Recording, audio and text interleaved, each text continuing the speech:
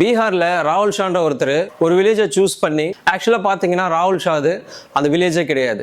எங்கிருந்தோ வந்து அந்த வில்லேஜ்ல ஒரு பழைய ஸ்கூல பெயிண்ட் அடிச்சு போலீஸ் ஸ்டேஷனா மாத்திருக்காரு. அப்படியே அந்த வில்லேஜ்ல இருக்க யூத்ஸ் எல்லாம் கேதர் பண்ணி உங்களுக்கு கவர்மெண்ட் ஜாப் தரேன்னு சொல்லியிருக்காரு. அவங்களும் ரெட்டுக்கு 12K இருந்து 15K வரைக்கும் அவருக்கு பே பண்ணிருக்காங்க. அவரும் சொன்ன மாதிரியே அந்த ஜாப்ஸ் எல்லாம் கொடுத்துறாரு. அதாவது ஒருத்தவங்களுக்கு கான்ஸ்டபிள், இன்னொருத்தவங்களுக்கு ஹெட் கான்ஸ்டபிள்னு சொல்லிட்டு போஸ்டிங் எல்லாம் எல்லாருக்கும் கொடுத்துறாரு. இதுக்கப்புறம் அவங்க நினைப்பாங்க நம்ம வில்லேஜ்க்கு எந்த பிரச்சனை வராது, நம்ம எல்லாத்தையும் பாத்துக்கலாம் அப்படின்னு சொல்லிட்டு. ஆனா அவரோட பிளானே வேற.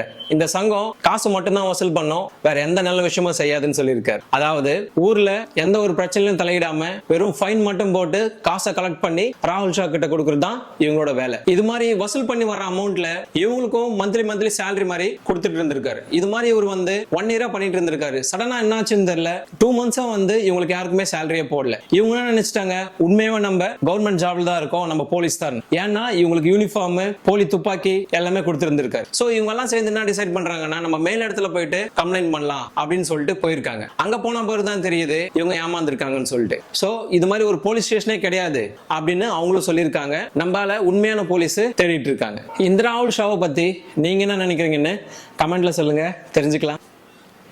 அடுத்த வீடியோல பார்க்கலாம்.